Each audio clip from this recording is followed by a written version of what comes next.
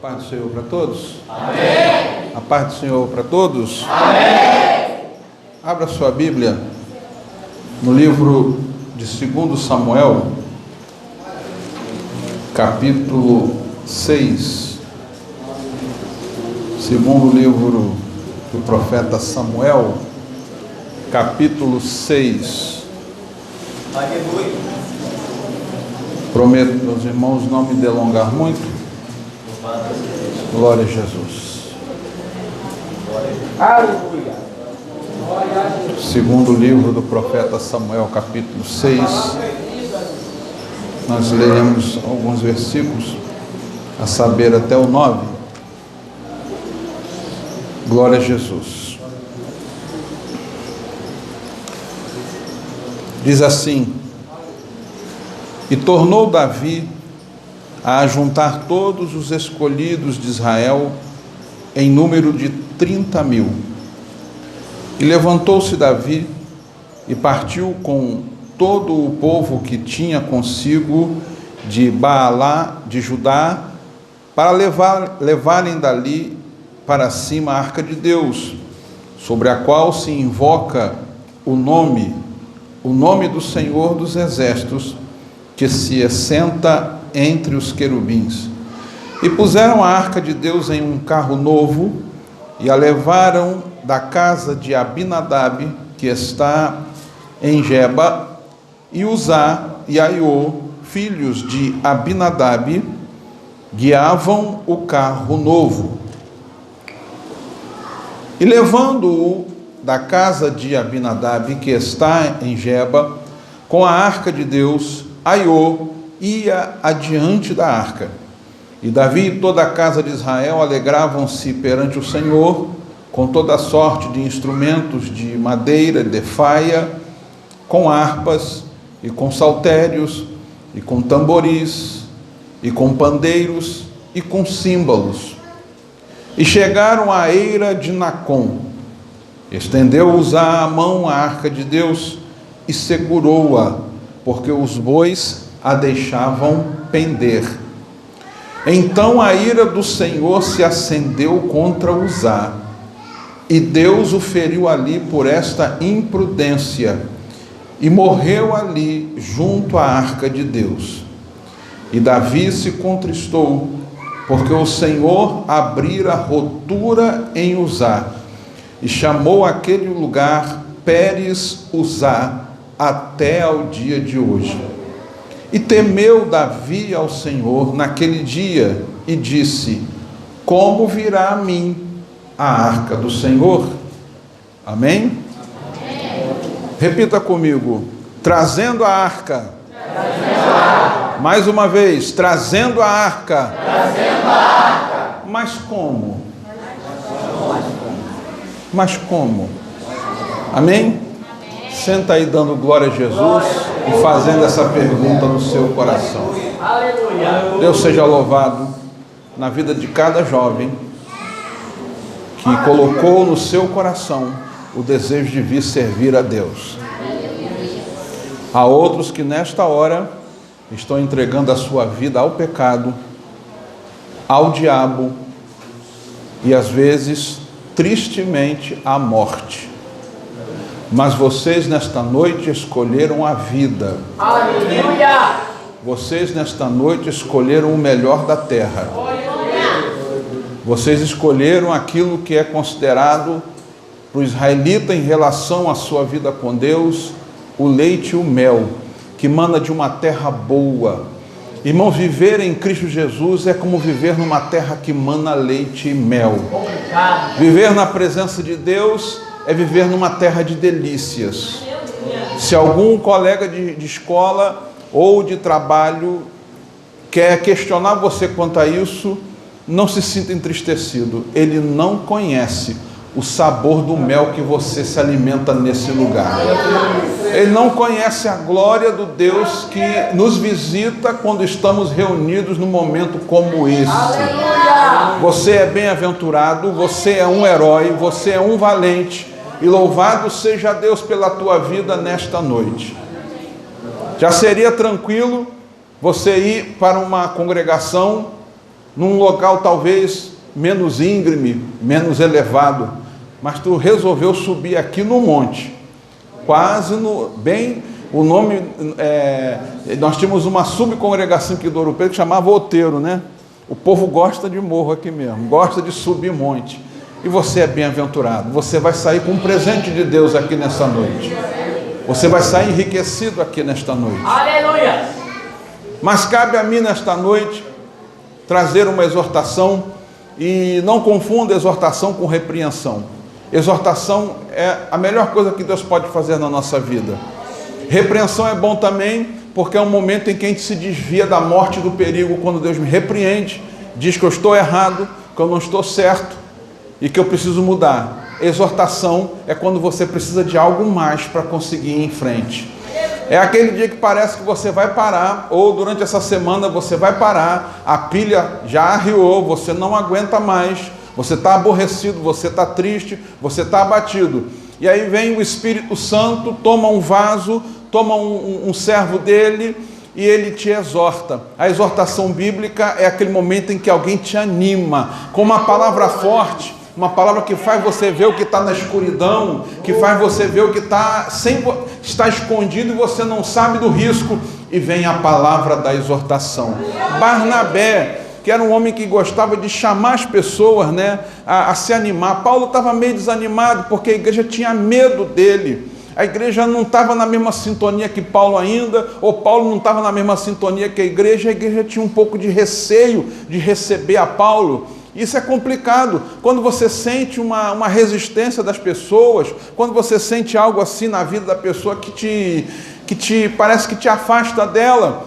E Barnabé, que não é o nome dele, né? O nome dele é outro, biblicamente, é um nome judaico, da tribo de Levi, e ele foi apelidado pelos crentes de Barnabé, que quer dizer filho da exortação, porque ele é aquele homem que animava a pessoa a se aproximar, trazia a pessoa à comunidade. Barnabé foi aquele que ele conhecia a senha para entrar na igreja, que naquela época tinha que ter senha para entrar na igreja. Não porque era proibido qualquer um entrar, não. Pelo contrário, é porque você não sabia se naquele dia você ia ser degolado por amor a Cristo ou não. Então você tinha senhas para entrar, as pessoas tinham que te conhecer muito bem. Naquele dia Barnabé aparece na porta da igreja, o pessoal olha pela portinha assim, abriu, é Barnabé. Quando abre a porta, Barnabé entra e quem vem logo atrás dele? Paulo, o perseguidor da igreja.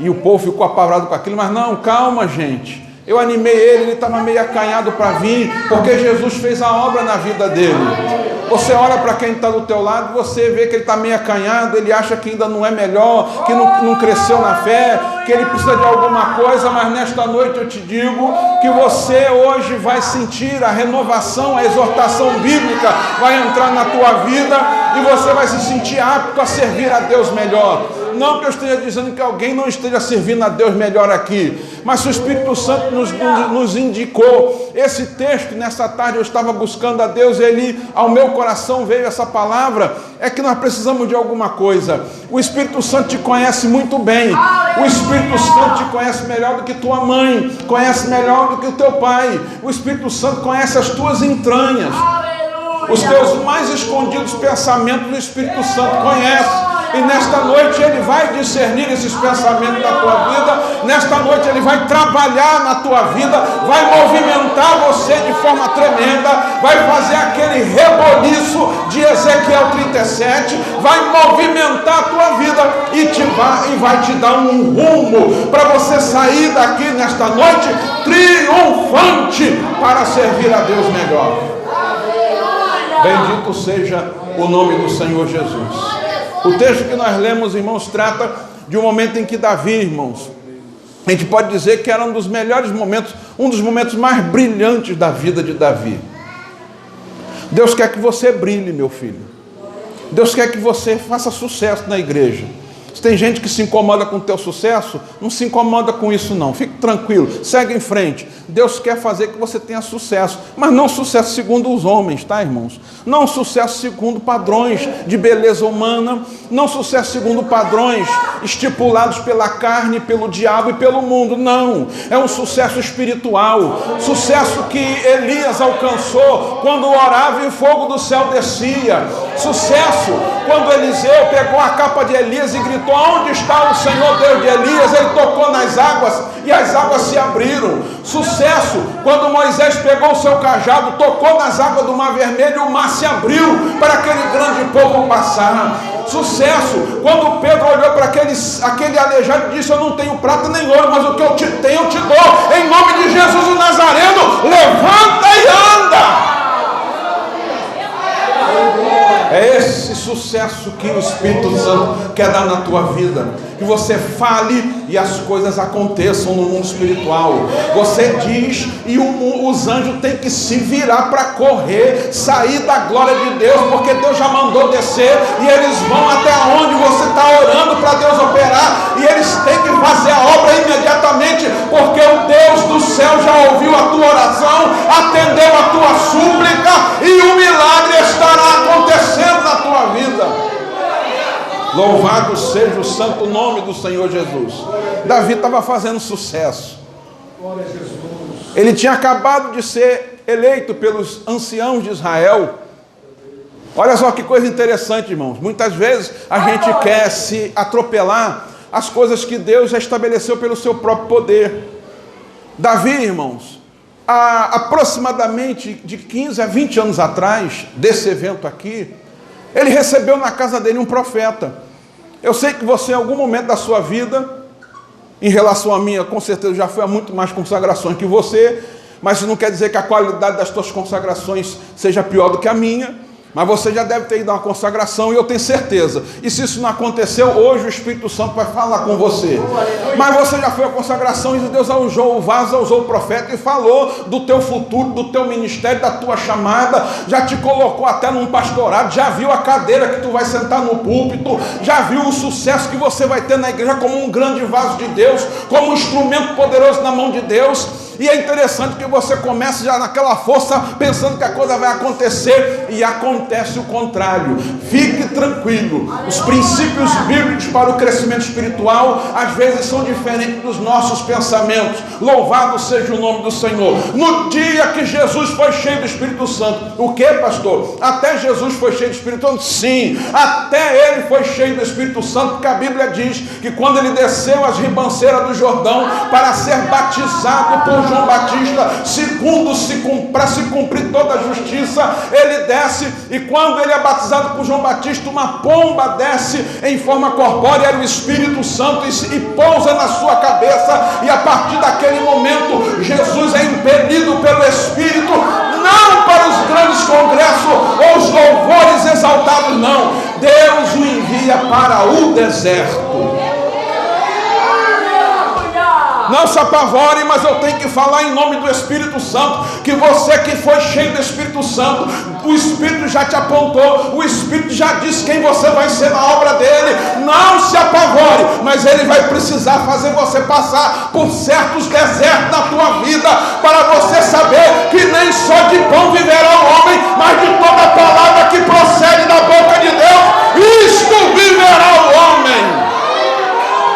Louvado seja o santo nome do Senhor Jesus. Deus tem processo na nossa vida. Davi, então, há 16 anos atrás, aproximadamente, entre isso e 20 anos, ele ouviu de um profeta uma palavra forte. Deus o chamou, o Espírito Santo o tomou. Naquela época ele já matava urso e leão. Eu sei, o urso e o leão que às vezes tu mata dia a dia. É dificuldade, porque eu não sei dentro da tua casa se os teus servem a Deus, e você às vezes é o único representante da igreja de Jesus Cristo dentro da tua casa. Mas eu te digo, você está matando leões e o urso na tua vida está sentindo o peso de seguir a Cristo. Mas eu te digo que a força do Espírito Santo é contigo. E você cheio do Espírito Santo, o Espírito vai trabalhar com você. É um processo lento, é um processo difícil, mas é gostoso, porque o Espírito está contigo, te acompanhando, te dirigindo, te conduzindo. Louvado seja o nome do Senhor Jesus. E vai chegar o momento de você ver gigantes sendo derrubados na tua vida. Os gigantes vão cair na tua vida em nome de Jesus Cristo. mas vai caminhando devagarzinho, vai fazendo a vontade de Deus. Deus, Ele faz e opera conforme Ele quer. Davi, ungido, cheio do Espírito Santo, mas precisou passar pela mão dos anciãos de Israel.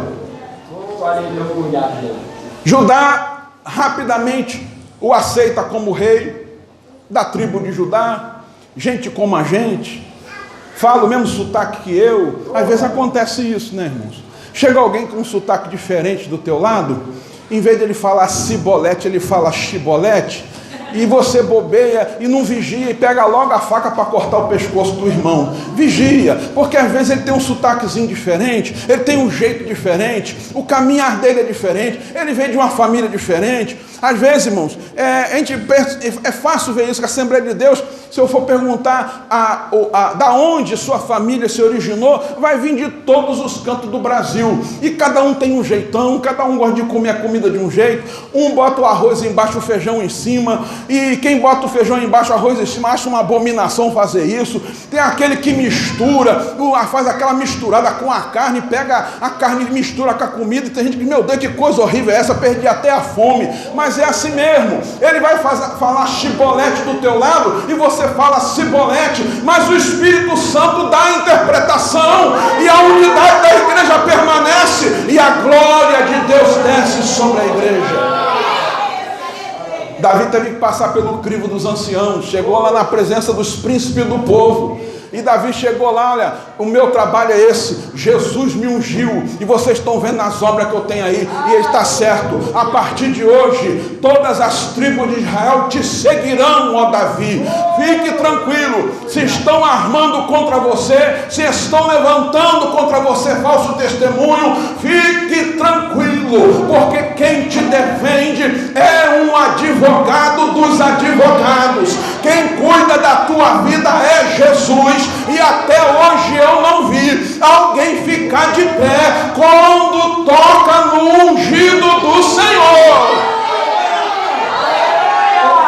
Bendito seja o santo nome do Senhor Jesus.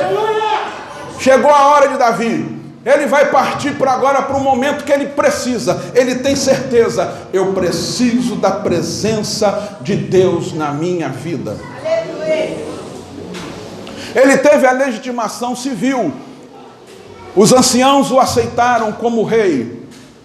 Ele já está empossado. Houve aquele grito, as trombetas tocaram e diz: Davi é rei, viva o rei Davi. A casa de Saul cai em desgraça. Os últimos remanescentes dignos pereceram, só ficando um da casa de Jonatas, da qual depois Davi vai cuidar daquele homem, Mefibosete. Davi se ergue. É interessante, irmãos, que muitas vezes pode acontecer das pessoas acharem que alguém está caindo em desgraça diante de Deus porque não vigiou com a sua vida espiritual, e às vezes Deus está te levantando, e podem às vezes as pessoas pensar que você está tirando a vaga das pessoas. Não, irmãos, ninguém tira lugar de ninguém dentro da igreja. Quem tira é Deus. Ele tira e ele põe. Irmão, se ele tirou Nabucodonosor do trono, fazendo ele comer capim igual uma besta fera, fique tranquilo, irmãos, porque muita gente pensa que está por cima, acha que é grande, acha que é forte, acha que manda, mas quem manda na igreja é o Espírito Santo de Deus. Davi precisa legitimar a espiritualidade do seu ministério. Glória a Jesus. Você que vai cantar, você que louva, você que prega, precisa legitimar espiritualmente o seu ministério. Você precisa dar sinais de que é alguém que gosta de adorar a Deus. Aleluia. Cuidado, vai começar a exortação. Às vezes você vem para uma igreja, vem para um culto, e o seu comportamento enquanto outros, dos quais Deus aceita a adoração e o louvor, não é condizente com alguém que teme a Deus dentro do templo. Às vezes não está nem aí para o que está sendo cantado, não está nem aí para o que está sendo louvado, ou pela palavra ministrada. Mas quando chega a hora de pegar o microfone, vira uma brasa acesa, parece que é aquele o pentecostal dos pentecostais. Pare com isso. Quando tu chegar à igreja, você preparou o louvor. Antigamente, na minha época, não sou tão velho assim, mas você tinha que botar a fita no lugar certinho para cantar. Você lembra disso? Se botasse errado era uma prova, irmão, rodar para lá, rodar para cá, rodar para aí, e não achava. Hoje não, hoje tem pendrive, nem CD, mas é pendrive. Você bota o pendrive, aperta um botãozinho assim, aparece o número, você bota e toca. Você preparou tudo, marcou a Bíblia com um texto, e porque você estava lendo na Bíblia, o Espírito Santo te visitou, você se sentiu cheio. É hoje que o pastor vai me convidar, eu vou dar aquele meu testemunhozinho de 5 minutos, mas eu vou fazer a tampa da chaleira voar. Aí você chega no culto, e o culto está lá, e daí a bênção e a glória, e você está glorificando, e nada de ninguém te chamar para cantar, ou para dar testemunho, para pregar, para dar uma palavra, e o culto vai embora, o pregador prega, termina a oração, e você fica quietinho no teu banco. Aí vem, meu Deus, meu culto foi horrível, não tive a minha oportunidade. Não, o Espírito de Deus ouviu você lá pertinho da tua boca, ouvindo a tua voz, o teu cântico, a tua adoração. Vem para a igreja adorar a Deus, não se preocupando se vai falar, se vai adorar, se vão te dar oportunidade para alguma coisa, mas vem adorar o Senhor. Legitima teu ministério com uma adoração profunda e gloriosa na presença de Deus. Davi precisa legitimar o seu ministério, a sua chamada. Os reis tinham uma função administrativa, mas se não tivesse o aval de Deus, irmãos, de nada funcionava. E o que ele vai fazer? Eu vou trazer a adoração para mim. Eu vou preparar um culto bem pertinho da minha vida. Irmão, aquele que não deseja ter culto a Deus, tem alguma coisa errada. Aquele que não tem satisfação em estar na presença de Deus, a coisa não vai bem. Mas nesta noite eu te digo, se você está sentindo alegria nesse lugar, se você está sentindo uma presença profunda, gloriosa na tua vida, se o seu coração está inflamado, glorifica a Deus, porque o Espírito Santo se agradou da tua adoração e está correspondendo, fazendo você se sentir como uma tocha viva, avivada, cheio do Espírito Santo, para glorificar a Deus. Glória a Deus. Ele resolve então ir à casa de Abinadab. Ele vai trazer uma arca. Último móvel, utensílio que resistiu às dificuldades do tempo de Saul. Cuidado, quando você vive um ministério, quando você vive um momento da igreja em que não se dá valor às coisas de Deus, quando se dá valor mais à carne, ao mundo e ao diabo, quando se dá valor àquilo que afasta o homem de Deus, a tendência é o teu culto ser destruído. Ele começa a ser vilipendiado. E nos tempos de Samuel, houve uma grande desgraça em Israel, a ponto de Israel gritar: foi-se a glória de Israel. Quando Israel diz isso, é porque o tabernáculo, segundo alguns estudiosos das Escrituras, eles vão afirmar que nos dias da destruição, da morte de Ofni e Finéias e da morte do profeta Eli, uma das coisas que os filisteus fizeram foi a destruição do tabernáculo. Além disso, a arca do concerto foi tomada. A arca é o centro da adoração em Israel. Se a gente for pensar na instituição religiosa israelita da época, a arca do concerto era o centro, aonde culminava todo um processo de santificação, de purificação do piedoso israelita que queria servir a Deus. Essa santificação começava numa porta, aonde um homem de coração, de sua própria vontade, ele não era obrigado a fazer isso, mas de sua própria vontade, trazia uma oferta diante do sacerdote. O sacerdote tomava aquela oferta, ela era, dependendo da circunstância, degolada ou pelo sacerdote ou pelo ofertante. Isso nos traz, irmãos, um pouquinho de Bíblia mais profunda para vocês aí. Há um momento em que o ofertante tem que degolar o animal.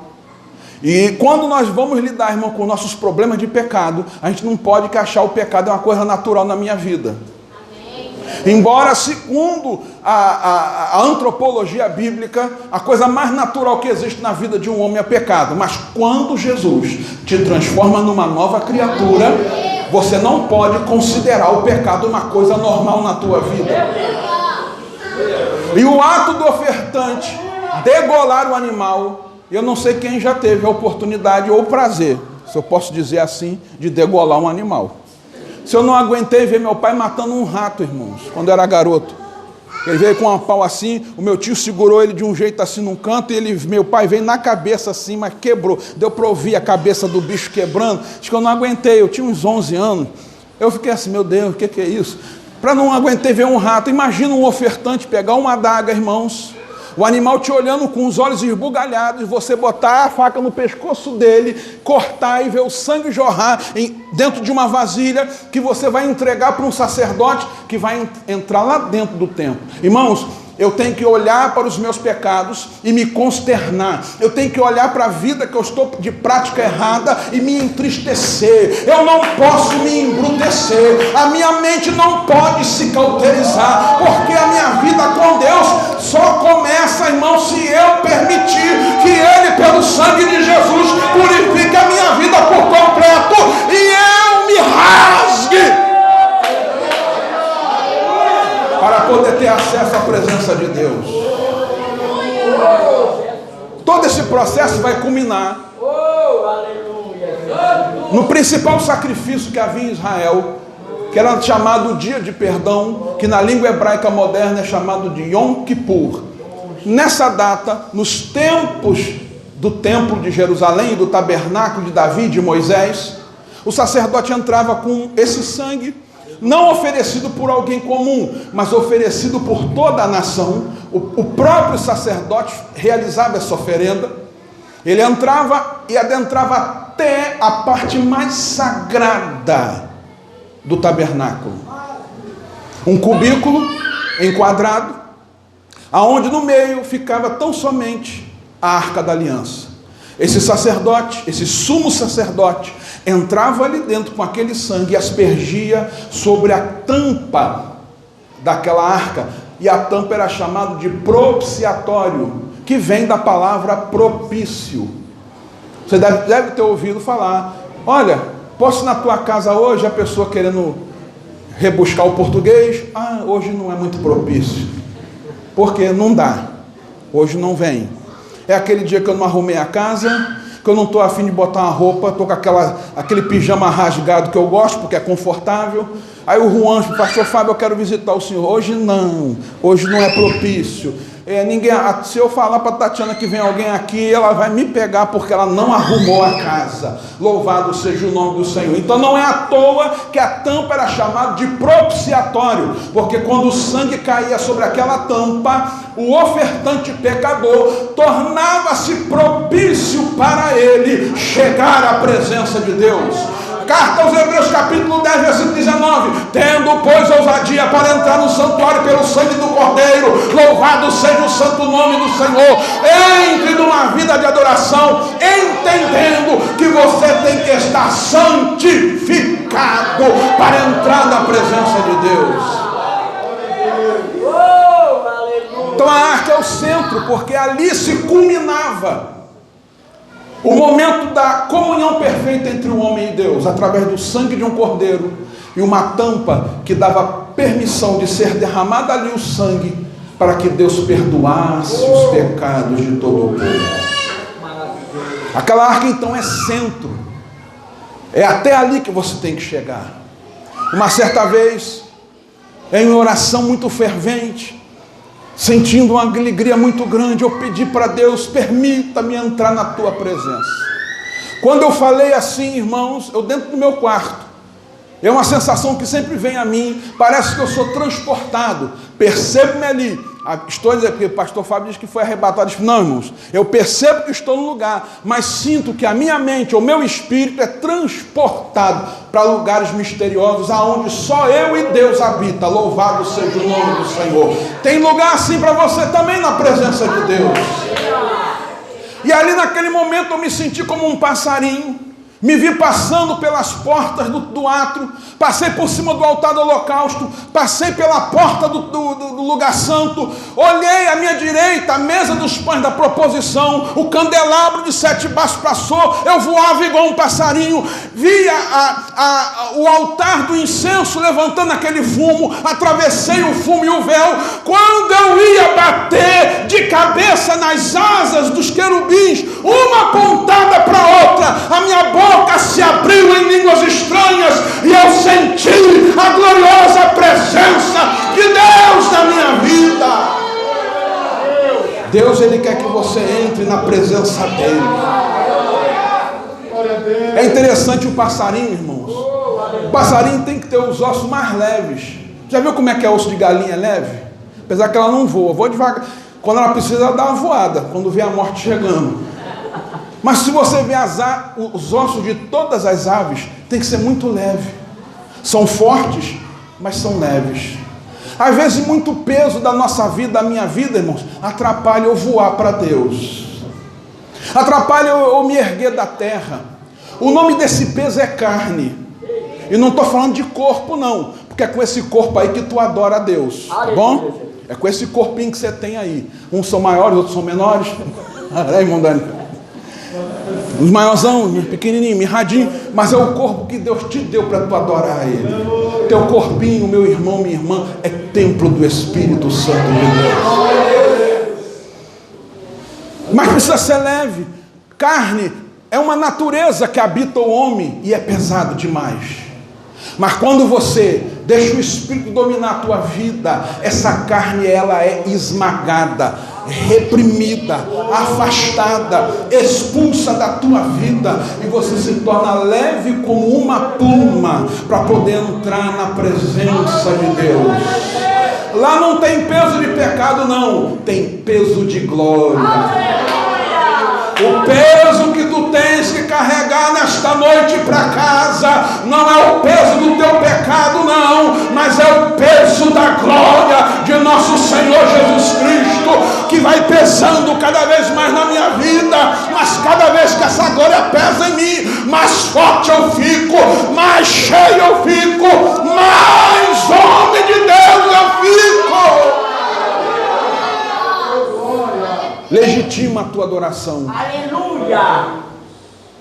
A Bíblia vai falar no texto, capítulo 6, que Davi ajunta todos os escolhidos de Israel.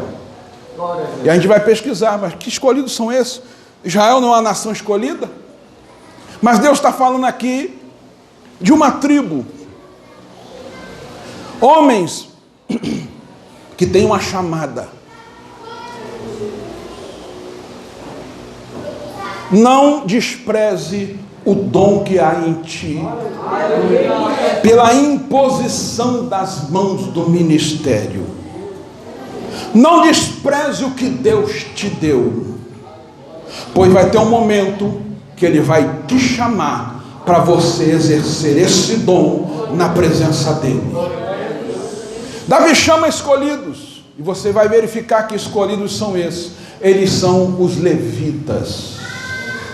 Agora, me desculpe, os louvadores, os músicos, o conceito de levita na Bíblia não se restringe só a quem canta ou louva. O levita é aquele que serve. Se você se intitula, eu sou um levita na casa do Senhor, você tem que ser o primeiro quando o pastor, quem pode, amanhã, nós temos uma limpeza para fazer no terreno de trás da igreja, e tem um lixo lá, tem muito entulho, a gente vai juntar aquele entulho e vai jogar depois, preparar para botar na caçamba. O levita é o primeiro a levantar a mão, porque ele é um servidor da casa de Deus, ele vem servir. A última coisa que o levita faz é cantar. Ele carrega os utensílios da casa. Ele monta, ele desmonta, ele carrega de novo, põe nas costas e vai levando. Tem uma turma mais específica que são os sacerdotes, só eles podiam tocar na arca. Eles carregavam a arca, botavam um toldo por cima para ninguém olhar para aquela arca, porque a glória de Deus era manifesta naquele lugar. E a Bíblia é bem clara quando diz: ninguém olhou para Deus e viveu. Então eles tinham que cobrir aquilo, para que não houvesse nenhuma mortandade no meio do povo. A santidade de Deus é uma coisa muito especial. Por isso que eu estou enfatizando aqui, irmão, nós precisamos viver em santidade. Esse culto aqui só é recebido por Deus se ele estiver em santidade. Porque Deus é santo, Deus é puro, Deus não contempla o mal. Deus não aceita, irmãos, as coisas imundas. Ele as santifica. Às vezes alguns vão te chamar de imundo, mas a Bíblia diz: não torne comum aquilo que eu santifiquei. Como Deus falou para Pedro: nesta noite, santifica a tua vida, consagra a tua vida. Você foi escolhido para servir a Deus. Você foi escolhido para um momento especial, quando a arca de Deus vai ser trazida. Aleluia! Mas uma das coisas, às vezes, que atrapalha o pentecostal raiz, irmãos, é a dificuldade de ler as escrituras. Agora pegou. Que a gente gosta de um culto de oração, a gente gosta de um reteté, gosta de um fogo, ele gosta daquele mistério, mas na hora que o pastor chama para uma escolazinha dominical, chama para um estudo na terça-feira ou na sexta, o dia da semana que seja, porque a Bíblia diz assim: goteje minha doutrina sobre a terra como orvalho. Assim está lá em Deuteronômio. E eu não sei se na tua igreja é assim, mas na minha ainda a tradição é que o culto da terça-feira lá na matriz, aqui é sexta-feira, não é isso? Sexta-feira é culto de doutrina. Coteja a minha doutrina como orvalho sobre a terra. Uma das coisas que atrapalha a nossa vida: a gente está cheio de poder, a gente fala língua estranha o culto inteiro, e você vai perguntar: irmão, como é que foi a mensagem? Não sei, irmão, eu não ouvi nada, porque foi uma glória tremenda que eu dei glória a Deus o tempo todo. Eu nem escutei o pregador, mas eu estou fogo puro, irmão. Goteje minha doutrina como orvalho sobre a terra. Não se deixe levar por vento nenhum de doutrina. Vai aparecer muita coisa bonita, muita coisa bem feita, muito holofote. Até um dia desse eu vi um meme da irmã Raiz de oração da Assembleia de Deus, olhando para aquele palco de fundo preto, ela com o olhinho assim. Irmão, aquilo tem suas funções muito bem definidas, aquilo vai ajudar muito para quem fazer um trabalho específico para esse tipo de trabalho. Mas a adoração a Deus é muito mais do que isso. Não se iluda com essas coisas, não se iluda com beleza, com pompa, nem com ostentação.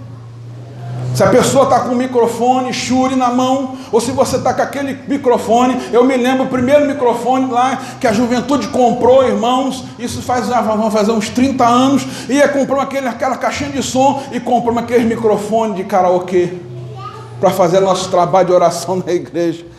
O microfone funcionava bem 6 meses depois, irmão. O que saía dali era mistério, mene, tekel, faci, ninguém mais entendia nada. Mas a gente trabalhava para Jesus com alegria. Louvado seja o nome do Senhor. Cuidado com ventos de doutrina. Procure sempre o seu pastor, o seu dirigente. Pastor, isso está certo ou não está? O negócio está meio esquisito. Porque até a gente, que é a juventude, irmão, tem assim, a tendência a sempre achar que coisa nova e bonita é melhor para a nossa vida. É a tendência natural, porque a gente olha aquilo, a nossa juventude, a força e o vigor. Irmão, garoto novo. Agora, irmão, eu fico pensando assim, eu quando era mais novo, era bem retraído e tímido. E agora, irmão, que eu casei, gerei minha filha, e já estou quase beirando os 50 anos. A Tati, vamos para aquela festa, vamos para tal lugar. Assim, não, deixa eu ficar quieto em casa. A gente vê a vida de outra forma. Mas quando a gente era mais garoto, irmão, tudo era bonito, tudo valia a pena. A gente gastava o dinheiro do pai do jeito que podia para poder fazer alguma coisa, para ir para uma campanha, para ir para um louvorzão e fazer aquele movimento todo. E não estou questionando isso não, irmão, porque a pessoa ia na força do Espírito, alegre com Deus, porque eu vou louvar Jesus, vou adorar Jesus, vou dar uma namorada, mas vou adorar Jesus, vou dar aquela os nomes mudando, né? Antes era paquera, hoje é outros nomes que tem, aquela ficada, aquela coisa toda, mas eu estou ali buscando a Deus, eu estou servindo a Deus, mas cuidado. Anos atrás, olha só como é que as coisas se fixam no imaginário, às vezes dentro da igreja, não é bíblico, não foi Deus, o Espírito que deu, é doutrina de homens, é coisa feita por gente até de fora, nem crente é, mas a gente abraça. Tem umas coisas, irmãos, eu vou avisando isso assim, olha só, que história é essa? É corpo físico e corpo espiritual. Paulo até falou do corpo espiritual, mas a gente vai pegando nomenclaturas de outra religião e botando dentro da igreja. Eu estou num outro plano, o irmão foi para outro plano. Que história é essa de plano, irmão?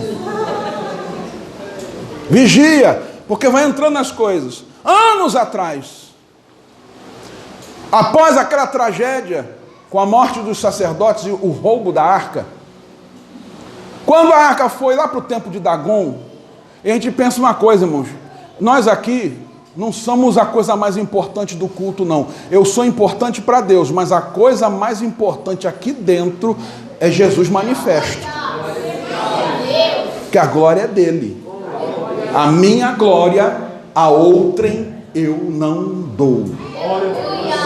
Jesus falou assim, o Pai falou assim. Vai observar aquele momento que a gente pensa que a gente é importante. Aquele dia, tudo acabou para Israel, irmão. Você pode dizer tacitamente, Israel estava desviado, porque o Espírito, a glória de Deus saiu de Israel. A arca foi para a terra dos filisteus. Está acabado. Acabou a festa de juventude, não tem esse culto aqui, não vale mais de nada. Está tudo arrasado. Mas lá dentro do templo de Dagon, estava um Deus pelejando pela honra dele. E um coitado de um falso Deus chamado Dagon, eu fico imaginando o couro que aquele espírito imundo tomou dentro daquele templo, irmão.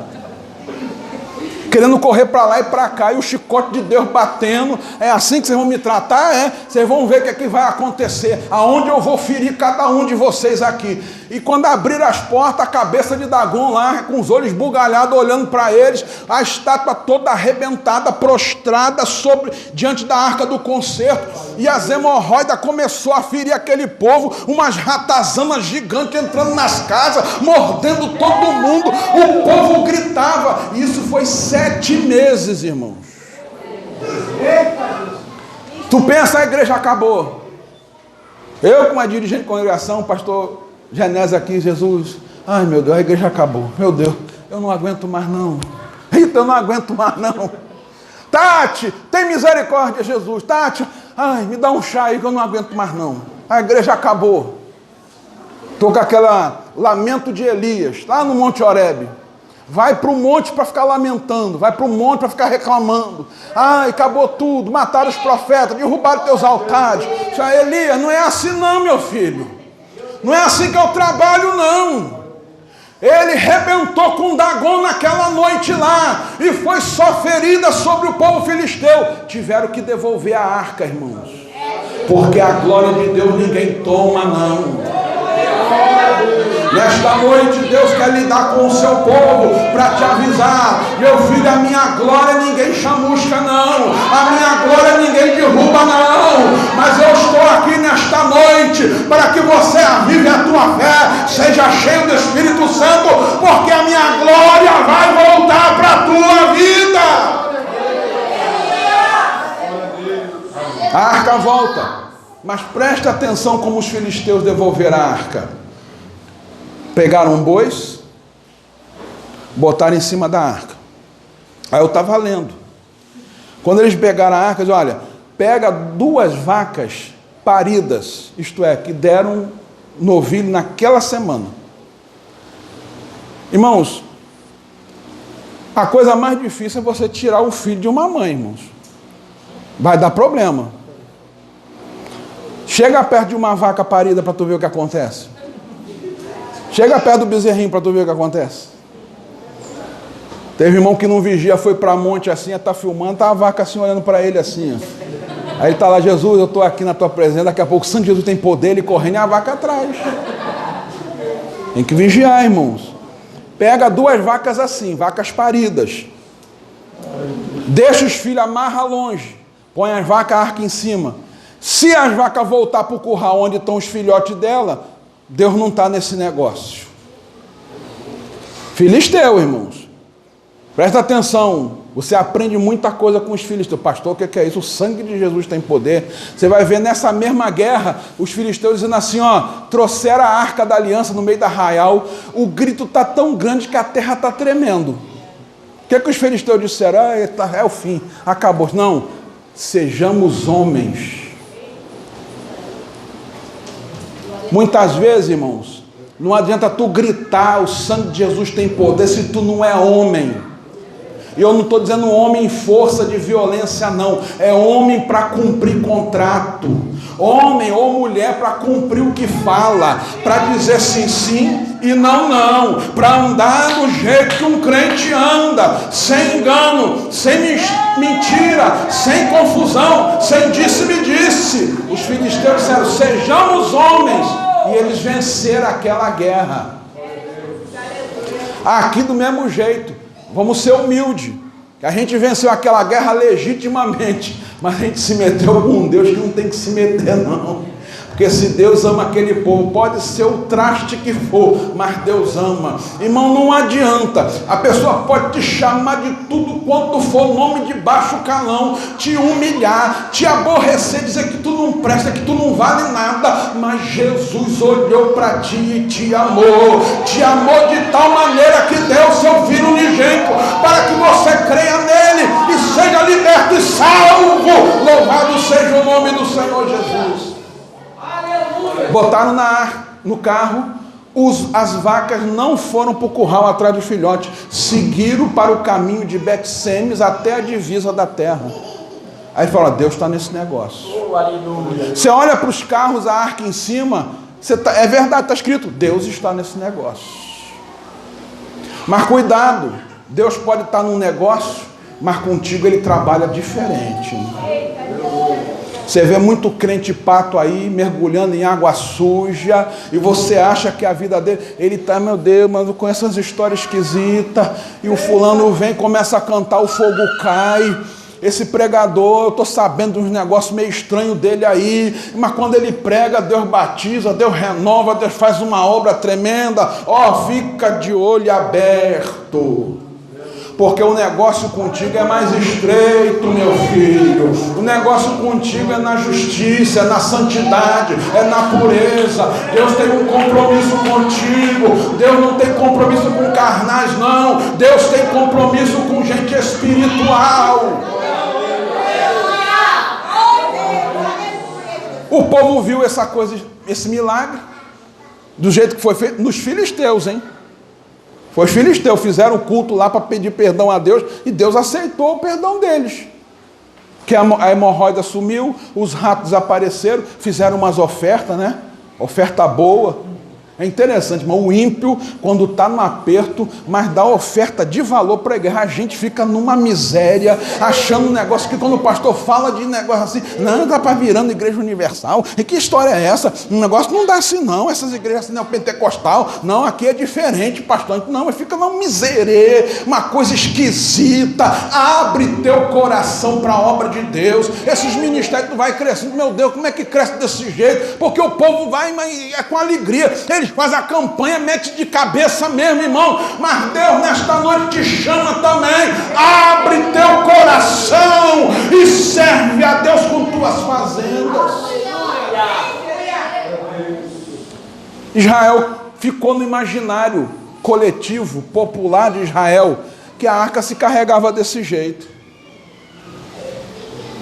Chegou o momento, Davi bota em cima da arca, chama os levitas, chamou o levita, está lá, o levirato todo, está aquele povo bonito cantando, os pandeiros, os símbolos, e está lá, está todo mundo com um sorriso nos lábios, mas a festa está bombando, meu Deus, o pregador está arrebentando com tudo, meu Deus do céu, está quebrando tudo, esse pregador matar um negócio tremendo, olha como a irmã rodopia, meu Deus, só falta dar pirueta, mas Deus está revelando, olha que coisa tremenda, está todo mundo feliz, só o Espírito Santo está assim, ó. Sabe por quê? Porque não foi assim que ele ensinou a Israel. Fica com aquilo que Deus te ensinou. Culto que não vai bem, irmãos, sempre vai ter um deslize. A Bíblia diz que o meu culto é racional. Não é isso que está dizendo em Romanos, irmãos? Culto racional? Não é isso? E eu pergunto para os irmãos, vaca tem algum tipo de razão, irmãos? Tem alguma racionalidade? Pensa igual a gente? Não, vaca vai por onde o caminho der, irmão. De vez em quando a gente fica mais burro que o animal, irmãos. E Deus tem que fazer o animal falar para eu sair da minha loucura. Igual fez com Balaão. Tem que fazer a mula falar, coitada dela. Deve ter sido um esforço para ela falar, mas ela falou. Fala para esse homem que eu vou matar ele. A vaca não tem razão. O culto não era racional. A vaca olhou o buraco, fez assim, opa. Quer saber de buraco? Se fosse um homem racional, bota devagar. A vaca não, foi do jeito que foi, destrambelhada. O carro deu uma virada, a arca está deslizando. Aí aquele crente, no desespero, nunca faça nada na igreja sem pensar, irmãos. Entrega primeiro na mão de Deus, para saber se é de Deus ou não.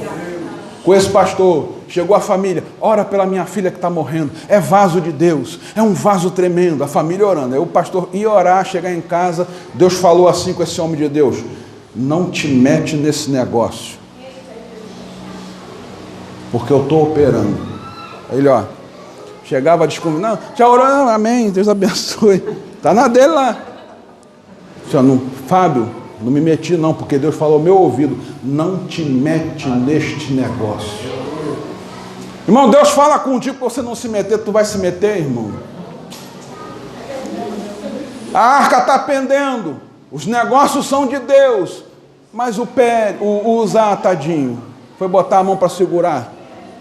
Porque ele botou a mão na arca, caiu um lado para um assim e o outro para o outro lado. Imagina a cena, irmão. Aquelas tripas caindo, os pulmão, os órgãos internos, o sangue jorrando. Pastor, o que é isso? Não pode ser assim não. Deus não trabalha desse jeito não. Trabalha não. O homem foi rachado. Caiu de aqui tudo esparramado, irmão. Parece filme de terror. Tu vê filme de terror, irmão? Vigia. Depois tu vai ter um sonho esquisito, vai dizer que é o diabo que está te visitando de noite. Davi, quando olhou aquilo, se consternou. Como eu posso trazer a minha arca do concerto? Volta, bota na casa de fulano de tal. Deus tem sempre um escape, irmãos. Deus, ele tem compaixão de nós. Só morreu um. Era para morrer aquela turma toda. Mas Deus só vai um. Morreu o Pérez Uzá. A arca foi para a casa lá do Obed. Chegou na casa daquele homem, ele guardou. Deixa aqui quieto. Deixa Deus falar como é que vai fazer o negócio. Deixa Deus falar no teu coração. Não escuta a voz de carnudo, não. Não escuta a voz de quem não tem compromisso com Deus, não. Escuta a voz do Espírito Santo de Deus. Vai para a oração. O vaso vai ser tomado lá e vai falar certinho o que você precisa fazer. Tu vai chegar no culto de doutrina e tu vai ficar até meio esquisito. Meu Deus, o pastor está falando tudo o que está acontecendo comigo. Quem que contou para ele? Não foi ninguém não, é o Espírito Santo que está revelando aquele homem, sem ele saber, mas o Espírito está falando, e você está sendo ministrado, a palavra está entrando, a marreta está quebrando a pedra, e Deus está operando. Louvado seja o nome do Senhor Jesus. Nesta noite, tudo aquilo que te contamina, que te perturba, na hora que tu vier a adoração, entrega aos pés de Jesus a tua vida, purifica-te no sangue do Cordeiro, na palavra gloriosa de Deus, arrepende dos teus pecados, para que a tua adoração seja aceita nesta noite.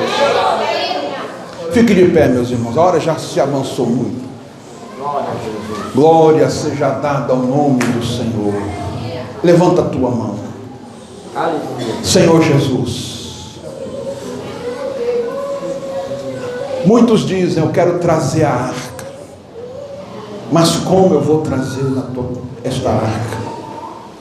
Como eu posso ser agradável a ti, Senhor?